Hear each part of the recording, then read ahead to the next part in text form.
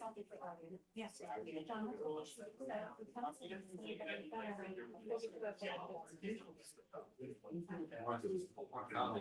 was reading in kindergarten, they can't tour City Hall on a field trip.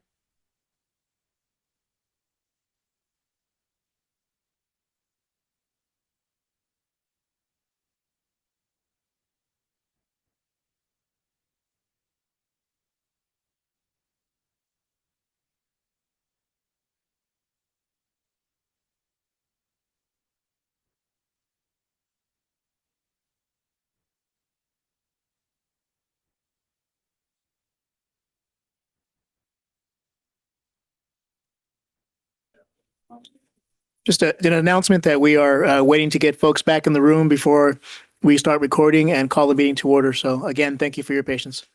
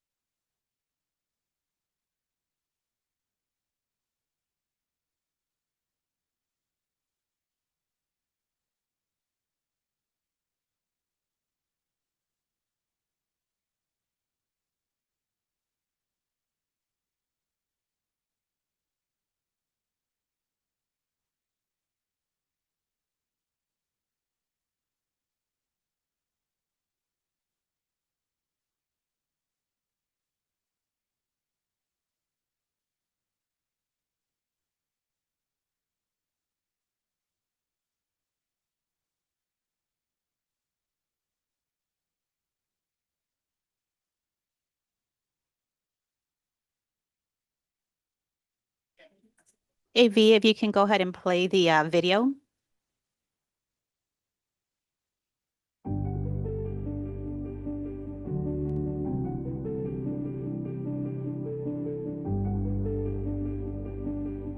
This meeting is being held in compliance with the Brown Act.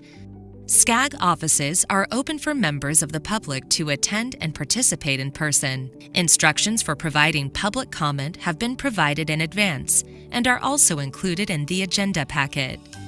If a member of this body is attending remotely but is not at a location specified on the agenda, they may observe and comment as a member of the public, but may not participate in any member discussion or voting of this body. For all members participating remotely, please ensure your microphone is muted when not in use. Please state your name during deliberations and whether making a motion or offering a second.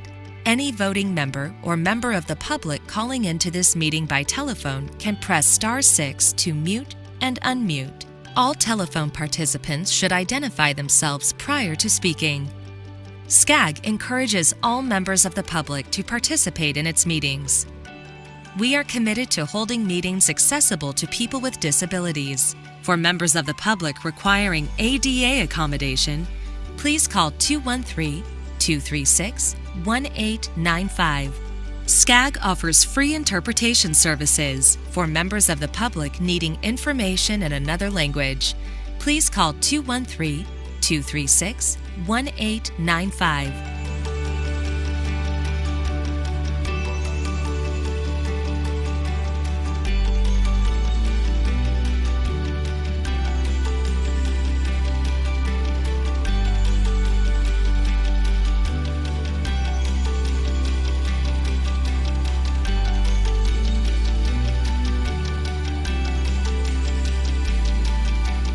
The meeting will now begin.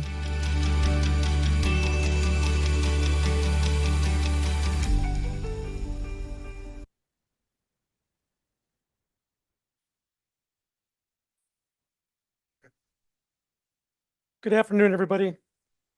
Today is Thursday, April 9th, 2026. The meeting of the General or the Regional Council is now called to order. If we can please stand for the Pledge of Allegiance. And Ruben, can you lead us? Yes, thank you, Mr. Vice President. Please stand if you're able and join me in saluting the nation's flag. Ready, begin. I pledge allegiance to the flag of the United States of America and to the republic for which it stands, one nation, under God, indivisible, with liberty and justice. Thank you, Ruben. Thank you, sir. Madam Clerk, do we have a quorum? We do have a quorum, Mr. Chair. Thank you so much.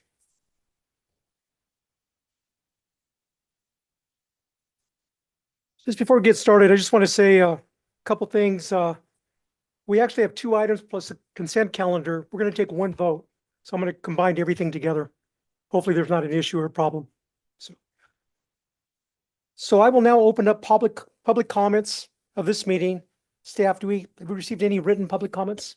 No such comments were received, Mr. Vice President. Thank you so much. And the agenda, Madam Clerk, are we okay with that? We are. Okay.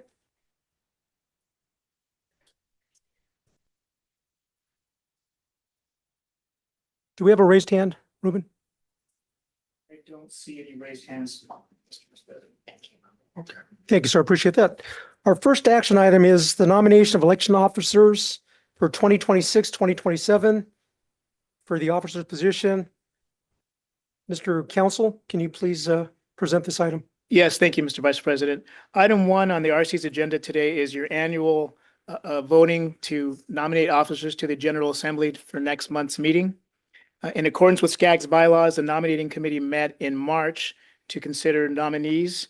At that meeting in March, they unanimously voted for the following positions and individuals noted. For the position of President, the Honorable Ray Marquez.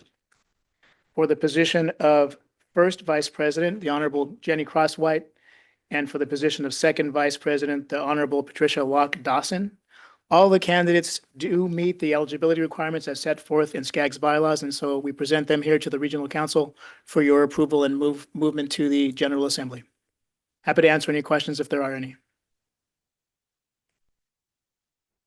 Don't see any questions. Perfect. Thank you, Mr. President. Do we have any members of the public who wish to speak on item number 1? I do see we have a raised hand. Ryan? Ryan, go ahead, Ryan.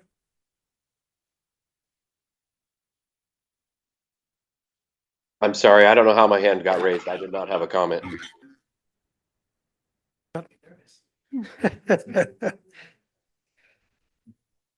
So we did item number 1. Let's go to item number 2.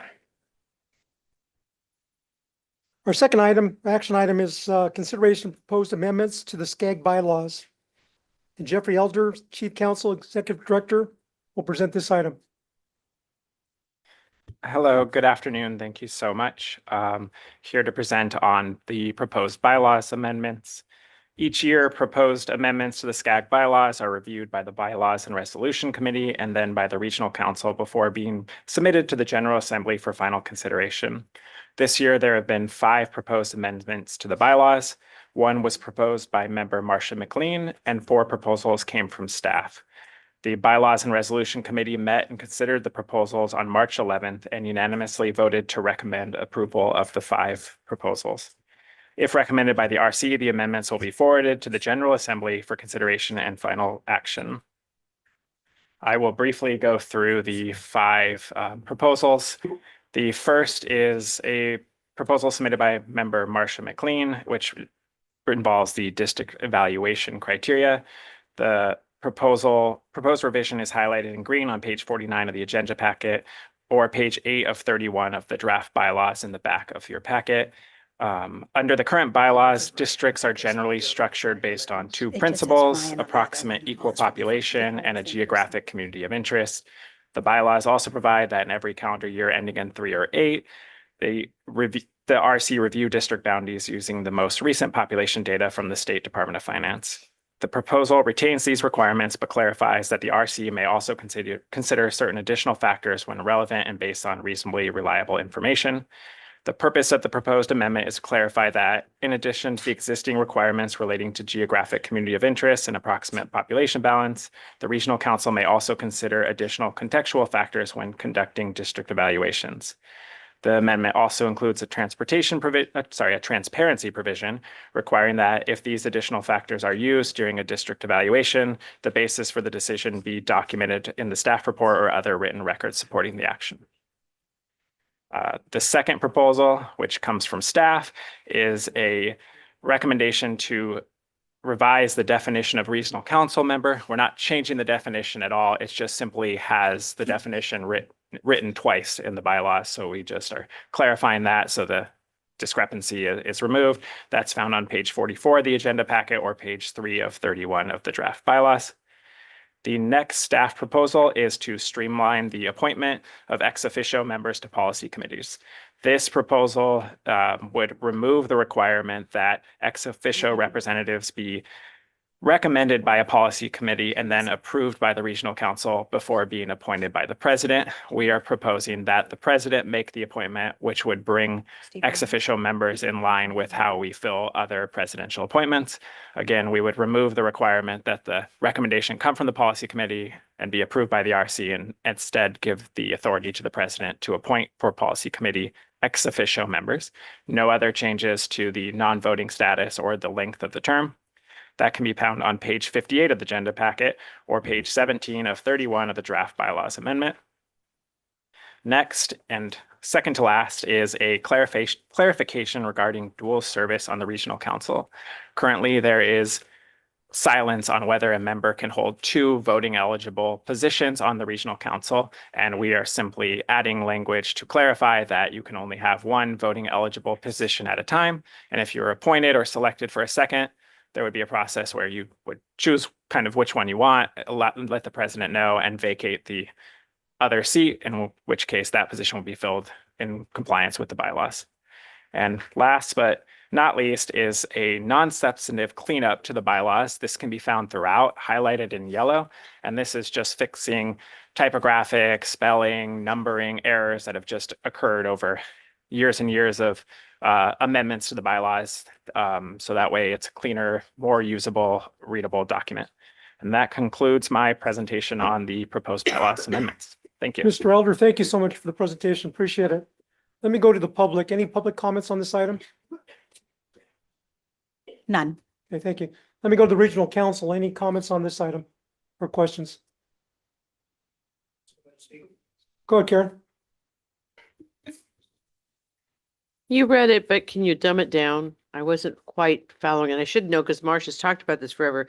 On the first item of the district boundaries, what exactly is it changing to move to? Yeah, certainly. So it's not changing the existing requirement.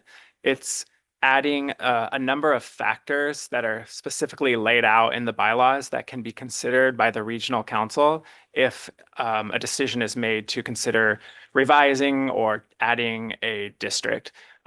So you would still need to kind of have the equal population, but it was expressed in the past that because there was nothing laid out in the bylaws, there was a concern that it couldn't be considered other factors. So this is just to clarify that other factors can be considered and sets out what those factors could include. Is that what your end goal was, Marcia? I'm sorry, what? Was that your end goal? I was remembering your issue being different, so that's why it didn't make sense of what I remember you talking to me about before. Right, no, what has happened in the past is, you can explain, what happened the last time. I guess you might be able to explain it better, but because these things weren't in the bylaws, they couldn't be considered, or they didn't feel like they could consider them. So this simply clarifies the language and adds a component where these things can be discussed and considered when doing districts. Okay, so this is what you were wanting. Yes. Okay, that was making sure, because my memory was a little bit different than what you were talking to me about. I just want to make sure this is under what you wanted. Okay, thank you. Thank you, Karen. Any other questions from the regional council? Okay, I see none. I'm going to go back to item number 1. If there's any questions regarding the regional council on the nomination, like you don't want Ray Marquez to be president, you can say something.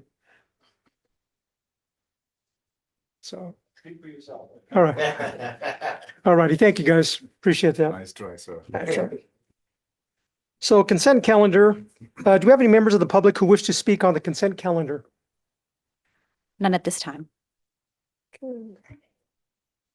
Is there anybody that wishes, regional council members, any comments on the consent calendar? All three items, 1 and 2 Second. plus consent. Finley, second. Did you get that, Maggie?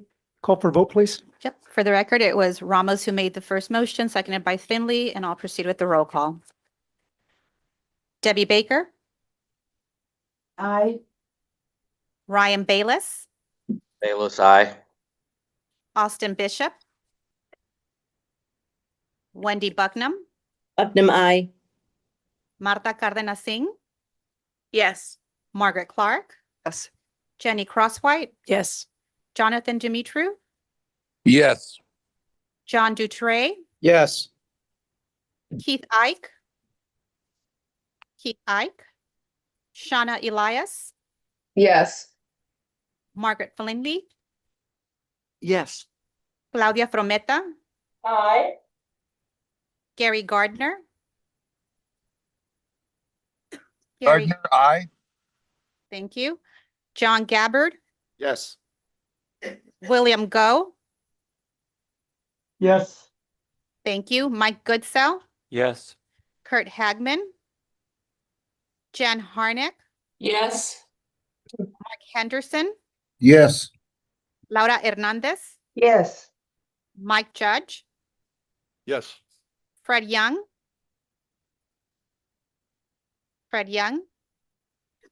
Joe Kelmick, Trish Kelly, Kelly, yes. Rupa, Yes. Carlos Leon, Patricia Locke Dawson, Aye. Vianney Lopez, Yes. Steve Manos,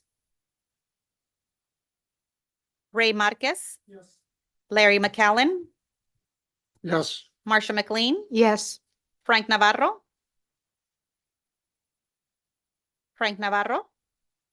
Navarro, yes. thank you. Nikki Perez, Daniel Ramos, Ramos, yes. Rocky Rhodes, Yes. Alisa Lay, Steve Sanchez, Sanchez, aye. Tim Sandoval, Sandoval, yes. Zach Schwank, Yes. David Shapiro, Yes. Emma Sharif, Yes. Marty Siminoff, Yes. Karen Spiegel, Steve Ty, Yes. Alan Wapner, Yes. Mark Warnick, Thomas Wong, Yes. Jeff Wood, Yes.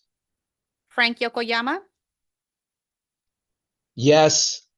Thank you. And I do see that member Kelmick is back in the room. Is that for item 1, 2, and the consent calendar? Thank you, sir. And the motion passes with 48 votes yes, 0 votes no, and 0 abstentions. Thank you, Maggie. Appreciate that. Thank you. Let's move forward. We will now receive reports from the business representative, the president, and the executive director. Before we begin, do we have any members of the public who wish to speak on these items? None. So Madam Lucy Dunn, business representative, will provide her report. Mrs. Dunn? Thank you so much, Mr. Chairman. I appreciate your good leadership here. My report is at the very end of the written agenda packet on page 142. I will be happy to answer any questions if anyone has any there. I wanted to just update since the report was written, as I'm also honored to chair the Global Land Use and Economics Council, which is a council of business and industry representatives. We heard a great briefing, sort of a pre-briefing of what the joint policy committees had heard today on the demographics. And I thought it was particularly fascinating that with the median age rising, plus population growth being flat, plus smaller households, plus a housing shortage, it was good for builders to hear this information because they may need to work on designing new product types. Think about that for your communities. and if these demographics hold as they do. But with that, I will turn it back to you, short and sweet. Appreciate that. Any questions for Mrs. Dunn? Okay, I see none. Before I get with the president's report, our president, Cindy Allen, just got back from Japan and she's under the weather. So I just want to wish her the very best. We miss her and hopefully she'll get well real soon. The Sacramento Summit Regional Council President Cindy Allen led the Sacramento SCAG delegation to the state capital for the agency's annual Sacramento Summit on March 6th through the 17th. This year trip focused on SCAG's two sponsor bill, SB 1087 and AB 2002. SB 1087 would modernize the framework in SB 375, the 2009 legislation that established sustainable community strategy requirements for metropolitan planning organizations. AB 2002 would codify the successful 2019 regional early action planning, which we've actually called that REAP 1.0. That provided resources for SCAG to implement the regional housing needs allocation, delivery direct assistance to your towns, create tools that streamlined housing elements, preparation, support accessory dwelling units, permitting, and advancing fair housing. SCAG also advocates for a complementary 125 million one-time budget request to implement the seventh arena cycle, which is slated to it's actually going to be the costliest state history due to new requirements. I want to apologize to you guys right now. The meeting before this, I had a whole lot of things to say and I was trying to get through them. So my mind's real fast right now. So I apologize. I'm going to slow it down right now. Got time. During the trip, the delegation met with over 39 legislators and legislative staff, including State Senate Pro Tem Monica Limon, Assembly Speaker Robert Rivas, Deputy Secretary Trey Ruffett from Governor Newsom's office. More information about our event, including pictures, is posted on scag.gov/news. The Japan delegation highlights Regional Council President Cindy Allen was part of the California Assembly Select Committee on Asian California Trade and Investment delegation to Japan late last month. On this trip, the delegation met with the United States Embassy in Japan, with members of Japan's House of Councilors, with members of their House of Representatives. They engaged in productive discussions on agriculture, energy, innovation, technology, and supply chains. The group also learned that importance of building relationships, which of course is our specialty here at SCAG. Very special thanks to Regional Council Second Vice President Jenny Crosswhite, who is also part of the delegation. So in a few words, Jenny, can you tell me a little bit about that trip? She has an issue with her throat, so that's why I said that. All I'll say for now is that it was a great trip. We built great relationships. We learned all kinds of fascinating things from the meetings that we had, and we'll continue to sort of debrief and figure out how we can make use of what we learned going forward. So thank you. Thank you, Jenny. I really appreciate that. And thank you for the last minute stepping in and going on that trip. Appreciate that. President Allen also noted that she looks forward to applying learnings from these meetings to benefit Southern California. The GA program, more details on this program for the 2026 Regional Conference and General Assembly are now available. The first round of breakout sessions include panels on aligned land, capital infrastructure for sustainable communities, harnessing mega events to accelerate Southern California mobility. The second round breakout session are titled Strategies for Planning, Building, and Funding Resilience Infrastructure, Forecasting the Future of AL-Fueled Economy. The event plenary session is called The Future of Regional Invocation for a New Era. I hope I will see you in Palm Desert on May 6th and 8th. If you haven't yet registered for this event, please make sure you do. Just a small token, and I'm going to sort of kick this over to my left here again. This young lady to my left was the person that had to raise money for the GA, and she broke the record. It only lasted less than a year. But what was that amount of money? $436,000? Yeah. Isn't that amazing? We had a good team. We do. Perla and you, I mean, it was excellent. So thank you for all your hard work. Appreciate that. So the RC meeting schedule, as a reminder, the next meeting of the Regional Council will be held on conjunction with our annual regional conference and General Assembly at the JW Marriott Desert Springs Resort and Spa in Palm Springs on Thursday, May 7th at 9 a.m. So let me kick it off to Comey, Executive Director, will provide his report. Thank you, Mr. Vice President. This morning at the JPC, you all actively participated in the presentation on the kickoff Connect SoCal. I just want to thank you all for that. You will never understand how gratifying it is when we have an item before you all and there's so much engagement. So we look forward to finding more ways to make sure you're engaged as we progress through the plan development process over the next couple of years. The action taken today by the RC also authorizes us to go out and begin to collect data from each one of our 197 jurisdictions. And the one-on-one meetings will begin in earnest and should last through November as we gather the data necessary to build our models and also to enhance our policy development process as we prepare for a draft plan in 2027. Yesterday in Sacramento, there were a couple of the two bills that Mr. Vice President just talked about, SB 1087 and AB 2002, were both in hearings at committee level. And we had the Senate Environmental Quality Committee pass SB 1087 out of committee. And this is authored by Senator Christopher Cabaldon. And we're co-sponsors of 1087 with the other three big MPOs. We're gratified that got through that process, and our COO here, Darren, was in committee testifying on behalf of SCAG on 1087. Also, in the Assembly Housing and Community Development Committee, AB 2002, authored by Assemblymember Jose Luis Salache, also passed out of committee, and we had the Honorable John Harnick in committee to testify on our behalf, along with our Deputy Director Elizabeth Carvajal. So it was a good day yesterday for SCAG. Both of our bills were passed out of committee. And speaking of REAP, we continue to make steady progress in delivering the program.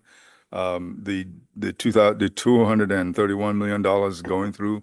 We recently saw a couple of projects meet some notable milestones. A Joint Powers Authority recently established the South Bay Regional Housing Trust, led by the South Bay Cities COG, which will help fund affordable housing development across those participating cities. Additionally, the City of Moorpark just recently released their draft downtown specific plan, which is currently inviting community input to guide future growth and development. Both of these were REAP funded projects that we thought you should know about. There was a special meeting this morning by the TC that some of you may have participated in. That special meeting was to present to the TC and get their approval to recommend to the Regional Council on the TDM approach for the LA 28 games. It was a well-received presentation. We are hoping to bring this to Regional Council and seek their approval, your approval on the TDM in May, and hopefully then return to the TC and the Regional Council in July with draft TDM strategic plans. SB 79 is a bill that has been in our orbit for a little bit. We were waiting for some further guidelines from the Department of Housing and Community Development at the state level. They since published those guidelines a few weeks ago. Based on the published guidelines and in the reading of the law, we are moving forward with the required map development that the bill assigned to us as an MPO. We're going to develop those transit-oriented development maps and zones, and hopefully have that to the Regional Council in June for your review and approval before we release them. But sometime in between now and then, we expect to host some informational sessions to just talk through what we're doing. And then lastly, the green print, the SoCal green print is advancing and with expected completion in June. The green print is a web mapping application for to help users make data-driven land use and transportation infrastructure decisions, as well as support conservation investments.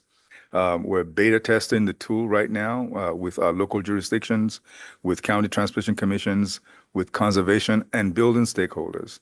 This testing will help refine the final version of the tool when it's released in June.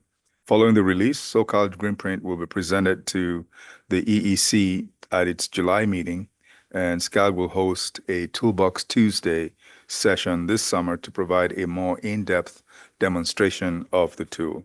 That ends my report, Mr. Vice President. I'd be glad to take any questions. Any questions for our Executive Director? I just want to make sure, in the HCD guidance, do you guys concur with it, or did you find any things that you didn't agree with? For the most part, yes, we concur with it. I think there's one element of it, just to be transparent, that we are not sure that it's consistent with our reading of statute.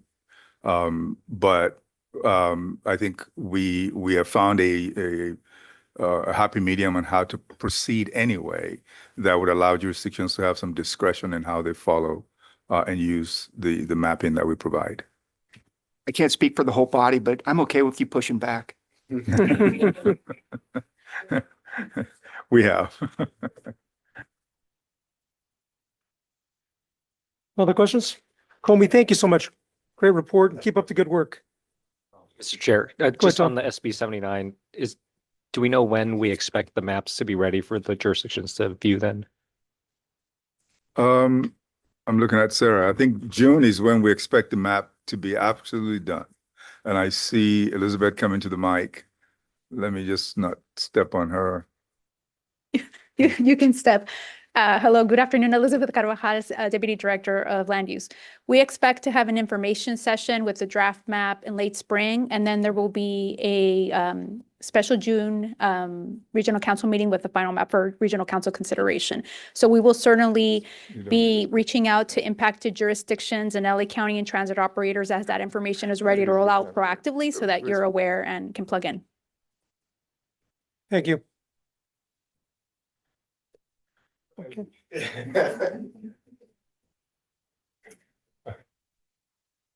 I'm okay.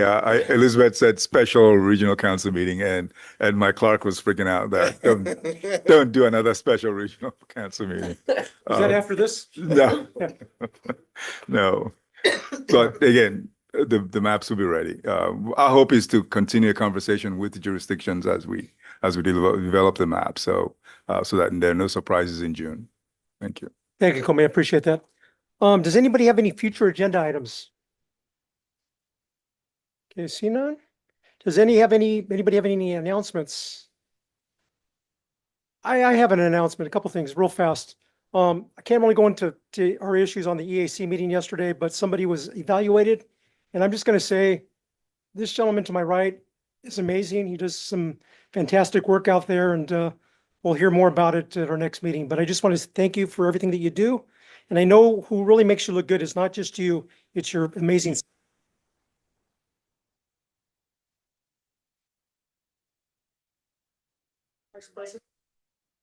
Gotta say it all over again. Oh, it's okay. You guys all heard me.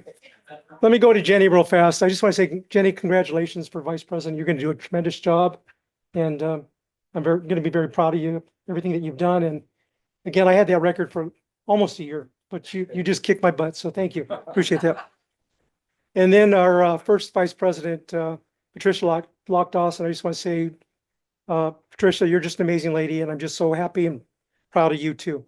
So at this time, I'd like to adjourn this meeting. Oh, excuse me, Margaret Finley. Okay, it'll be fast, and I am speaking into the microphone with it on. I sat on the nominating committee, and we had several other people apply for the position of second vice. they would have done a great job too. It was very, very difficult, very, very difficult. So, but congratulations to all three of you. We're looking good in the coming year. So thank you. Margaret, thank you. And again, we are now adjourned. So thank you so much for everybody.